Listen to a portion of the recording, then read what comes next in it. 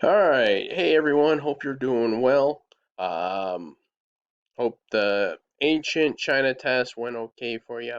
We're moving on into modern China, and I start off here. This picture um, was not taken in China, but it deals with something that is important when it comes to um, Chinese history and communism. That's the Industrial Revolution. And if you look here, okay, you'll see something about these factory workers that stands out, and it's probably their age. These factory workers, they're like probably like your age, maybe even a little younger. And here they are working back-breaking labor. Okay, so today we get into the story of China, one that involves um, a lot of turmoil in modern China, and then it eventually is going to move on into communism. And to understand communism, you have to realize that during this time where communism flourishes as an idea, I suppose in practice it didn't really flourish, but as an idea, a lot of people saw this children working in factories. And if you saw that, if you saw kids in dangerous conditions working in factories, it probably challenged your view that perhaps something was wrong and something needed to change. Okay? All right, so going back to here.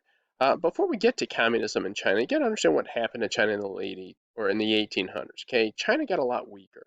Why? Well, and I'm zooming through history, by the way, but basically, China became isolationist, did not trade with other countries because it felt like it was self-sustained. So their attitude was, we don't need anything from anyone else. Okay, they didn't really modernize.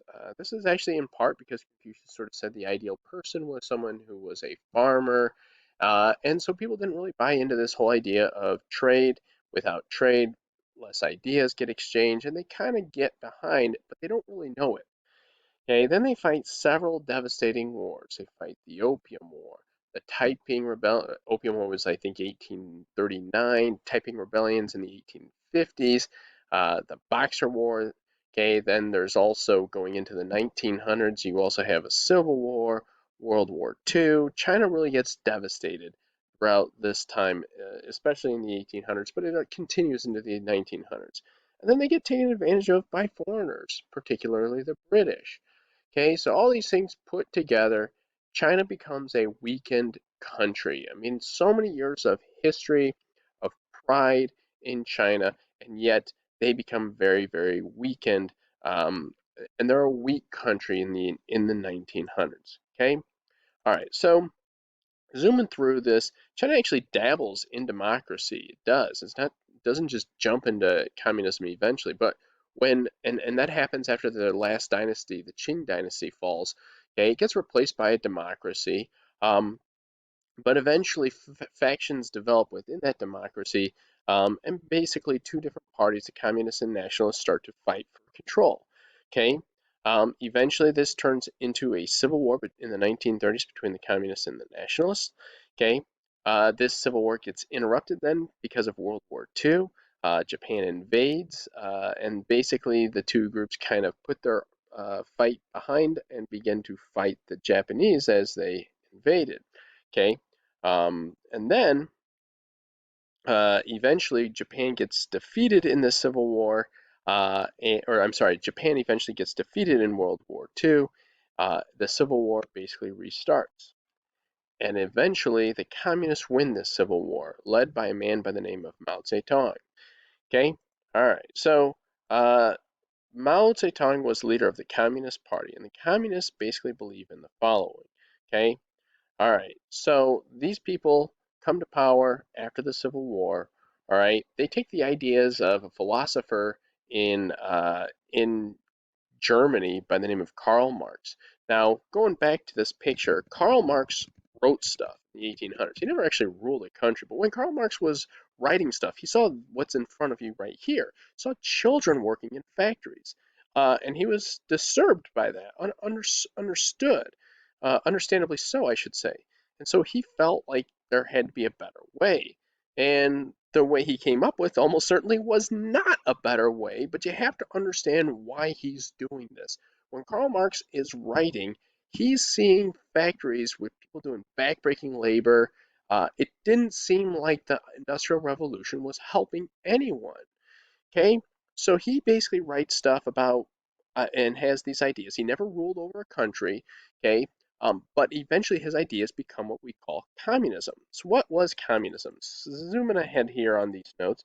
Okay, communism basically believe variety of beliefs here, but I'm going to break it down into four things. First off, communism, the number one goal is to have the same wealth.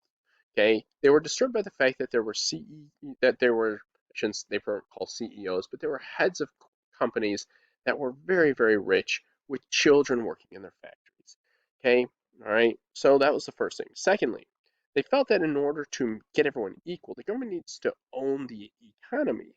Okay, they call that a command economy. That this whole idea that democracy will just allow people to vote for leaders and ideas will come about, and they said that's not going to happen. The government needs to seize everything and redistribute it.